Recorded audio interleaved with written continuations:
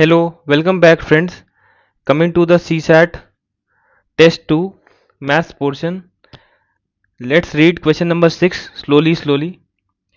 That in a class 60% of the students are from India. Fine. 50% of the students are girls and 30% of the Indian students are girls. Fine. 30% of the Indian students are girls. Then the question is what percentage of foreign students are boys? So this is the question. Then let's draw a small chart. As the question से 60% of the students are from India 60% कह रहे हैं student India से हैं इसका मतलब ये है कि 40% फॉरेनर स्टूडेंट हैं फाइन ऐसे लिख दिया फिर कह रहे हैं 50% of the students are girls 50% students are girls इसका मतलब 50% बॉयज़ हैं इजंट इट अब ये कह रहा है 30% of the Indian students are girls Indian students कहाँ हैं इस लॉट में अब ये कह रहे हैं 30% of the Indian students are girls तो 30% इंडियन स्टूडेंट क्या होंगे 30 × 60% मतलब 18 अगर हम 60 को एब्सोल्यूट नंबर मान लें 60 और इस 40 को एब्सोल्यूट नंबर मान लें 40 तो 30% ऑफ जो हमारी गर्ल्स हैं 60 निकालेंगे 30 × 60 18 हो जाएगा फाइन क्योंकि परसेंटेज से 0 0 कैंसिल होकर 18 आ गया अब ये कह रहा है अगर 18 गर्ल्स हैं तो बॉयज़ कितने हो जाएंगे इंडियन बॉयज़ हो जाएंगे 60 - 18 ये कितना आ गया 42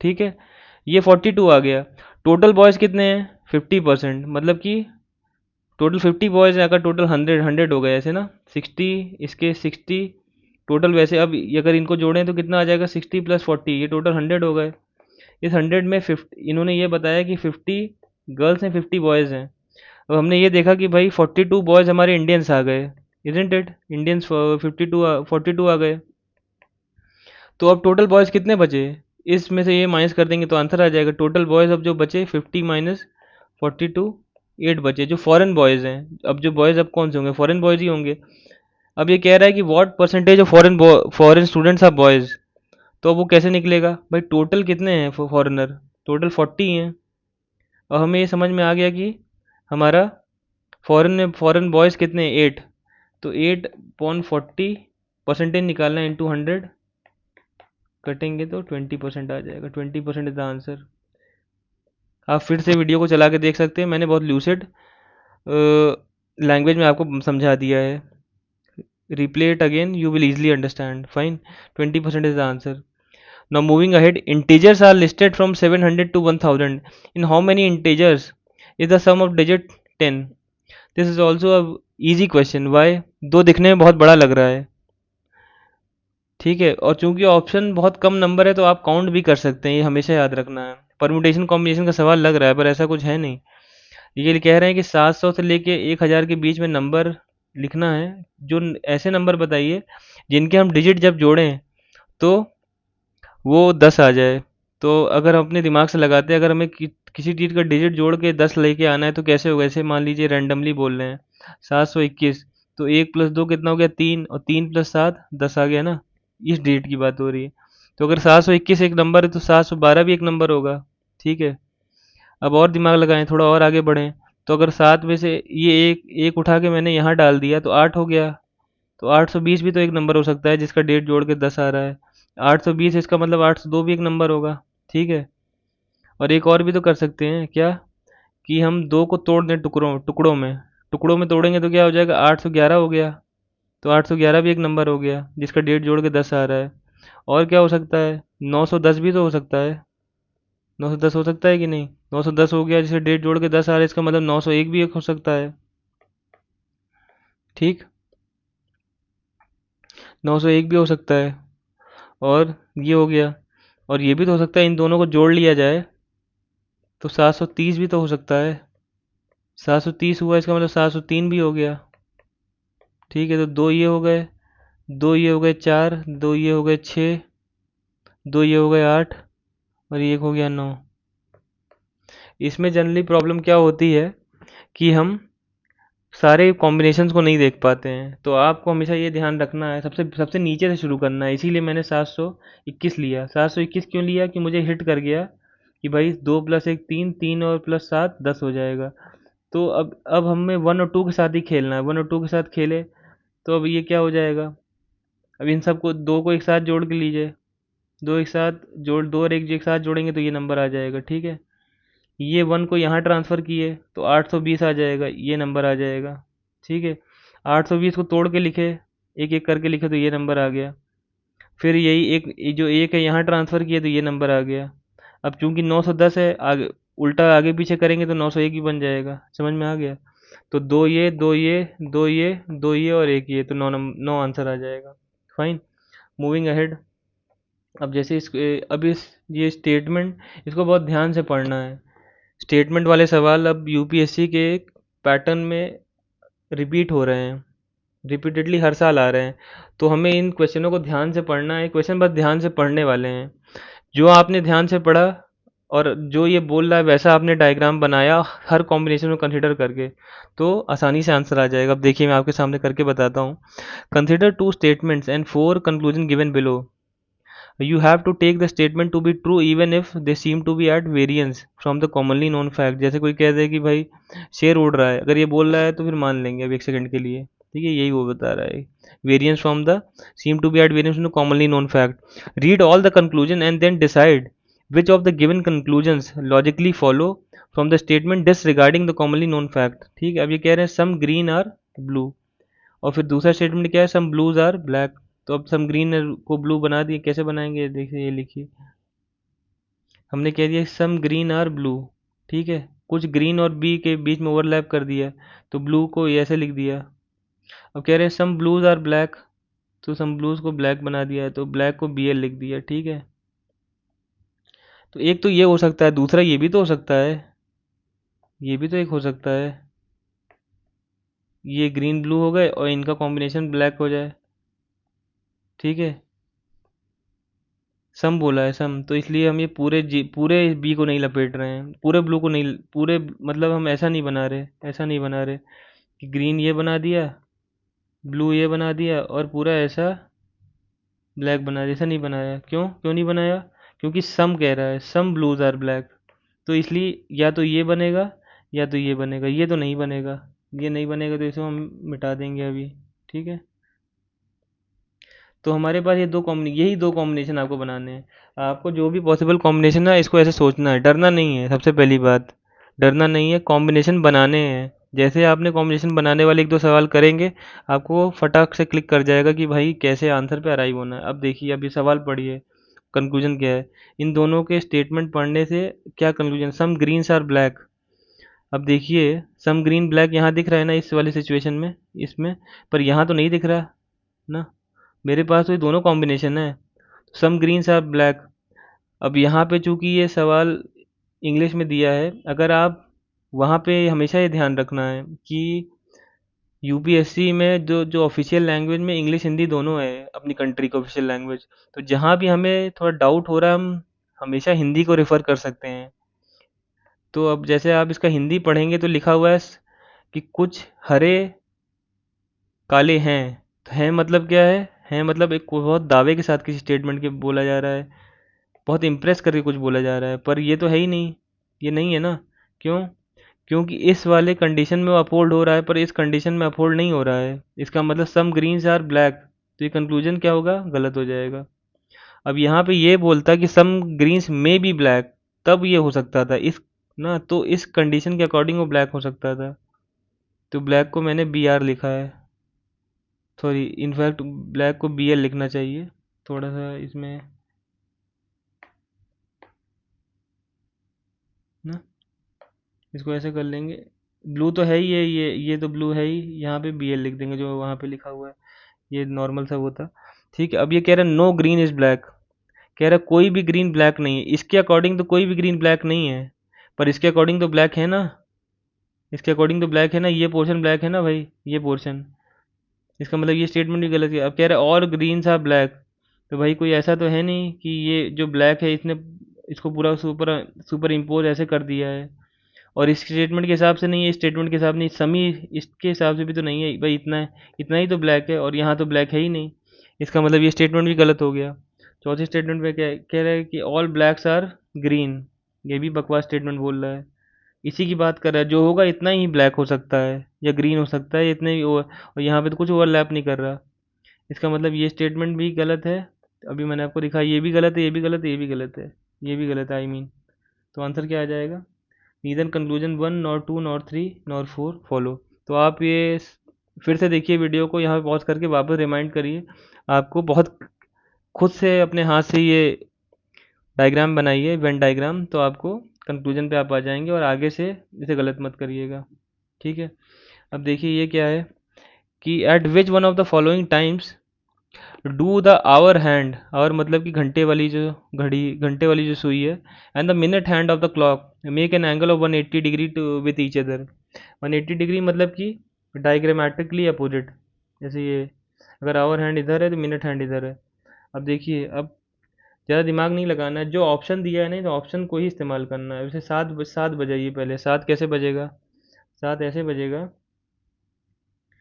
कि जैसे ये घड़ी है, ठीक, तो अगर 12 इसकी मिनट की सुई इधर है और 7 बजे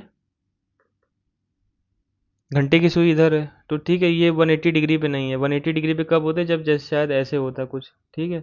तो अभी 180 डिग्री पे नहीं है, तो हमें ये ध्यान होना चाहिए कि भाई, अब सबसे पहले एक आपको वो बता देता हूँ चीज़। जैसे मान लीजिए 7 से 8 बज रहा है, ठीक है, 7 से 8 बजेगा तो ये यहाँ हो जाएगा, ठीक है, 8 बजेगा। टोटल टोटल जो हमारा ये सर्किल है, सर्किल में टोटल 360 डिग्री होते हैं, ठीक है। बच्चे बच्चे को पता है, छोटे छोटे बच्चों को भी पता है ये बात, ये 60 डिग्री होते हैं। और ये टोटल कितने हैं? 1 2 3 4 करके 12 है, 12 है ना, 12 घंटे हैं। तो इसका मतलब एक, अगर कोई 12 से, सॉरी, अगर मान लीजिए कोई 7 से 8 बजे के बीच में घंटे की सुई मूव कर रही है तो कितने डिग्री कवर करी? तो कैसे निकालेंगे? 360/12, मतलब कि 30 डिग्री मूव कर रही है वो, इजंट इट?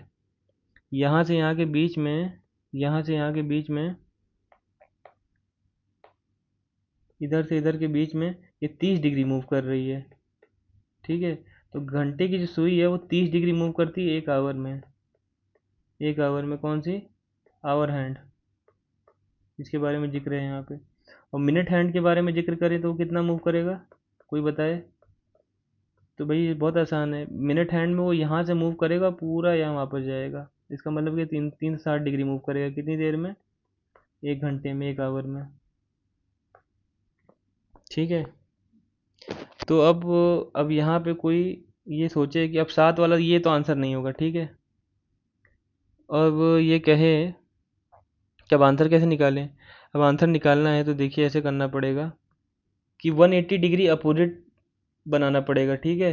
अब ये है कि जब सुई जो जो मिनट हैंड है, जो मिनट हैंड है, मिनट हैंड अपनी स्पीड से आगे जाएगा, और जो आवर हैंड है, आवर हैंड, वो अपनी स्पीड से आगे जाएगा, ठीक है। तो अब कोई ये पूछे कि भाई आवर हैंड किस स्पीड से आगे जा रहा है, कोई मुझसे पूछे, तो मुझे एक बात ये पता है, बहुत बेसिक कैलकुलेशन है, इतनी की ज़रूरत नहीं है, पर मैं तो भी आपको सिखा दे रहा हूँ ये कैलकुलेशन कि 60 मिनट में आवर हैंड की बात हो रही है, आवर हैंड की 60 मिनट में 30 डिग्री मूव करना है, ठीक है। अभी यही सवाल है ना, 60 मिनट में 30 डिग्री मूव करना है, तो 5 मिनट में वो कितना मूव करेगा? 5 मिनट में कितना मूव करेगा? तो इसे कैसे निकालेंगे? 5 × 30/60, इसका मतलब कुछ 2.5 डिग्री मूव करेगा, 5 मिनट में 2.5 डिग्री मूव करेगा, ठीक है। जैसे कि अभी हम इसकी, अभी इसको ध्यान में रख रहे हैं, हमने इसको ध्यान में रख रहे हैं जो हमें साहब वो ऑप्शन दिया है। इसका मतलब ये है कि 7:05 में वो 2.5 डिग्री घूम कर मूव कर जाएगा। और इसी तरह जो हमारा मिनट हैंड है, जिसको जो कि 360 डिग्री, ठीक है, 1 घंटे मूव करता है, 60 मिनट में मूव करता है, मतलब 60 मिनट में ये 360 डिग्री मूव करता है। तो फिर 5 मिनट में कितना मूव करेगा? तो 360/60 × 5, इतना कुछ मूव करेगा, तो 30 डिग्री मूव कर जाएगा, ठीक है। 30 डिग्री मूव कर जाएगा, इसका मतलब कि 7 बज के, ये घड़ी जो है कहाँ पहुँच गई? 1 पे पहुँच गई। 30 डिग्री मूव किया मतलब 1 पे पहुँच गई ना। कैसे? ऐसे, ये यहाँ पे है, ये 12 लिखा हुआ है, 1 लिखा हुआ है, और ये टोटल 30 डिग्री है। ठीक है, तो इसका मतलब 5 मिनट में यहाँ मूव कर गया। पर अब आप ये कहेंगे कि भाई ये यहाँ मूव कर गया, यहाँ मूव कर गया, ये दोनों बराबर होने चाहिए, पर ऐसा नहीं है, क्योंकि ये भी कुछ 2.5 डिग्री आगे मूव कर गया है जो मैंने यहाँ कैलकुलेट करवाया। कहने का मतलब, जो देखिए जो आवर हैंड है 7:05 पे ही निकाला, क्यों? क्योंकि इसमें हिंट दे रखा है, इसी को यूज़ किया। ये 7 है, ये 12 है, तो अब 7:05 हुआ, इसका मतलब ये 30 डिग्री आगे मूव कर गया। ठीक है, और ये भी कुछ 2.5 डिग्री आगे मूव कर जाएगा, ये कुछ 2.5 डिग्री होगा। इसका मतलब ये है ना कि ये और ये अभी 180 डिग्री नहीं है, ये थोड़ा आगे मूव कर गया है। अब जब ये थोड़ा और आगे मूव करेगा और 7:10 के पहले रहेगा, तो ही ये दोनों, ये और ये, ऐसे किसी कंडीशन में ये 180 डिग्री ये एंगल बनेगा, एक स्ट्रेट लाइन हो जाएगी। जैसे ही ये स्ट्रेट लाइन हुई, तुरंत ही आंसर आ जाएगा। Isn't it? ठीक है, इस सवाल को आप लोग फिर से देखिए, फिर से देखिए, 2 बार देखिए, 3 बार देखिए। तरीका मैंने आपको समझा दिया है, सवाल आप फिर से देखेंगे तो आपको तुरंत क्लिक कर जाएगा। यहाँ यही सोचना है, ये सोचना है यहाँ पे। हम आपको मैंने सबसे पहले ये बताया कि 300, ये कैलकुलेशन बताया कि हमारे मिनट हैंड की वो कैसे मूव करता है। ठीक है, ये मैंने आपको आवर हैंड की कैलकुलेशन बताई, आवर हैंड की। ठीक है, ये मिनट हैंड की कैलकुलेशन बताई, ये किस रेट से मूव कर रहा है ये बताया, और मिनट हैंड, ये आवर हैंड किस रेट से मूव कर रहा है ये बताया। ठीक है। हम्म। अब उसके बाद ये बताया कि भाई ये यहाँ है और ये यहाँ पे है, ये मिनट हैंड है, ये आवर हैंड है, ये अभी 12 पे है, ये जब 1 पे जाएगा और फिर कभी 2 पे भी जाएगा और फिर यहाँ पे 3 पे भी जाएगा। जब 1 पे जाएगा तो ये 30 डिग्री आगे मूव कर रहा है। ठीक है, और जब ये 1 पे जाएगा, जब ये 1 पे पहुँच गया मिनट हैंड, तो आवर हैंड भी 2.5 डिग्री आगे चला जाएगा। क्यों? यहाँ से कैलकुलेट करके बताया। क्यों बताया? क्योंकि 5 मिनट की बात हो रही है। अब यही वो 5 मिनट है ना, जब मिनट हैंड 12 से 1 पे आया तो 5 मिनट हो गया, तो अभी उसी 5 मिनट की बात हो रही है। इसका मतलब अभी इस कंडीशन में, इस और इस कंडीशन में ये 180 डिग्री पे नहीं है, पर जब मिनट हैंड थोड़ा सा आगे बढ़ेगा, थोड़ा सा आगे बढ़ेगा, मिनट हैंड तेज़ी से आगे बढ़ रहा है और ये भी थोड़ा सा आगे बढ़ेगा, तो इस कंडीशन में ये कहीं 180 डिग्री पे हो जाएंगे। इसलिए वो आपसे एग्जैक्टली नहीं पूछा है, देखिए, क्योंकि वो कॉम्प्लेक्स है। आपसे सीधे ये पूछा है कि वो कहाँ पे होंगे, यहाँ पे होंगे। ऑप्शन भी ऐसे सेट कर रखा है, यहाँ पे नहीं होंगे। क्यों? आपको आंसर पता है, आप इसको यूज़ करिए, इसको यूज़ करिए, आपको समझ में आ जाएगा यहाँ पे क्यों नहीं होगा। ये नहीं होगा, मैंने प्रूव करके दिखा दिया आपको। क्यों? क्योंकि 2.5 डिग्री इधर मूव कर गया और ये 30 डिग्री इधर मूव कर गया। अब अगर वो एज इट इज़ 7 पे ही रहता, 7 पे ही रहता और वो यहाँ पहुँच जाता, तब तो वो 180 डिग्री पे हो जाते, पर ये 7 पे नहीं रह के आगे चला गया। 7 और 8 के बीच में थोड़ा सा आगे चला गया, 2.5 डिग्री मूव कर गया इधर, 2.5 डिग्री। ठीक है। Now coming to the last question of CSAT test 2, it is given an amount of money was distributed among A, B and C in the ratio P is to Q is to R. Now two statements are given. A gets the maximum share if P is greater than Q plus R, and C gets the minimum share if R is less than P plus Q. Then let's solve this question. अगर जैसे मान लीजिए Q plus R, Q की value मान लीजिए 7 है, ठीक, R की वैल्यू मान लीजिए 3 है, और P की वैल्यू अभी हम देखते हैं। अगर इनको जोड़ के कि P प्लस Q हमने जोड़ा, ये आया 10। प्रपोर्शन की बात हो रही है, पर हम एब्सोलूट नंबर में करके सॉल्व करेंगे इसको। P is to Q is to R proportion है, और इनमें से एब्सोलूट नंबर मान लीजिए। फॉर एग्जांपल मान लिया ये 7 हो गया, ये 3 हो गया। अगर ये 7 प्लस 3 10, ठीक है। अगर P की वैल्यू फॉर एग्जांपल 15 आ गई, 15 है, ठीक है, इसका मतलब तो साफ साफ ये बात है, इसका मतलब साफ साफ ये बात है कि P तो भाई बड़ा है ही है। ठीक है, P तो बड़ा है ही है। ठीक, क्योंकि हमने क्या देखा कि Q प्लस R को जोड़ के हमने 10 निकाला और P की वैल्यू फॉर एग्जांपल 15 मान ली। तो ये स्टेटमेंट तो हर हालत में सही हो रहा है कि A को सबसे ज़्यादा मिल गया है, कि दो लोग को जो रिमेनिंग जो दो थे उनको जोड़ के भी अगर वो P से कम है, इसका मतलब क्या है कि भाई जो P है सबसे पहला वाला वो सबसे ज़्यादा मिला है, A को सबसे ज़्यादा मिला है। P शेयर जो है, P शेयर जो A को मिला वो सबसे ज़्यादा मिला है, दो को जोड़ के भी। ठीक है, पहला स्टेटमेंट तो ये सही, स्टेटमेंट सही हो गया। अब स्टेटमेंट पे आते हैं, सेकंड वाले पे। C gets the minimum share if R is less than P plus Q। अब C कह रहे हैं C को मिनिमम शेयर मिला है if R is less than P plus Q। अब जैसे R की वैल्यू 3 है, अभी यहाँ हमारे इस एग्जांपल में R की वैल्यू 3 है, ठीक है, और P प्लस Q तो कितना है, 7 प्लस 15, तो P प्लस Q, तो R को मिनिमम शेयर मिला है। ये एक इंटरप्रिटेशन है, C gets the minimum share. तो इस वाले एग्जांपल में तो मिनिमम हो ही गया, क्योंकि भाई P प्लस Q यहाँ कितना हो गया, 22, 22 इज लेस देन Q, तो R को मिनिमम वैसे दिख भी रहा है, हमने नंबर ऐसे चूज़ किया है। फॉर एग्जाम्पल बट इफ़ अगर हमने P को 15 चूज़ किया, ठीक है, Q को हमने 3 चूज़ किया और R को हमने 7 चूज़ किया फॉर एग्जाम्पल। तो अब यहाँ पे आप इन दोनों को जोड़िए, P प्लस Q को, जो यहाँ पे वो कह रहा है P प्लस Q जोड़ेंगे कितना आ गया, 18, और R की वैल्यू R इज़, और P plus Q, this P plus Q is greater than R, isn't it. But इस केस में जो R की वैल्यू मिनिमम नहीं है, R की वैल्यू कितनी है, 7 है, माइंड यू। Q की वैल्यू 3 है, P की वैल्यू 15 है, और मिनिमम कौन है, Q है, तो इसलिए वो स्टेटमेंट गलत हो जाएगा। नंबर ऐसे चूज़ करने हैं।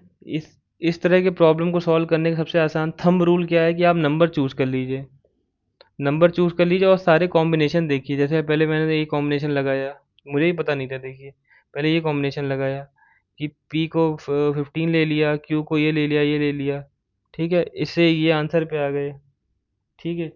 और दूसरा वाला फिर P को 15, Q को 3, R को 7 लिया।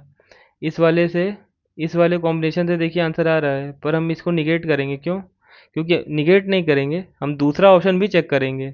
यहाँ ये एब्सोल्यूट स्टेटमेंट बोल रहा है, तो हम जो मेरे पास सारे पॉसिबल कॉम्बिनेशन, हम सारे कॉम्बिनेशन चेक करेंगे।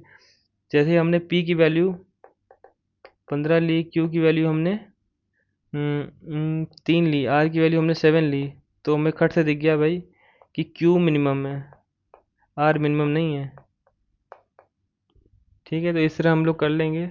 आई एम होपफुल कि आपकी प्रिपरेशन फुल स्विंग में जा रही होगी और आप डटे रहिए, और हमारा जो हमने शेड्यूल प्रोवाइड किया है उसको रिग्रेसली फॉलो करिए, और जो अपनी बेसिक बुक्स है उस पर कमांड हासिल करिए, स्पेशली पॉलिटी, इकोनॉमिक्स, इनमें जो क्वेश्चंस आते हैं वो अगर हमने बेसिक को थरो कर रखा है तो हम उसे आसानी से कर सकते हैं। Okay, thank you and best of luck.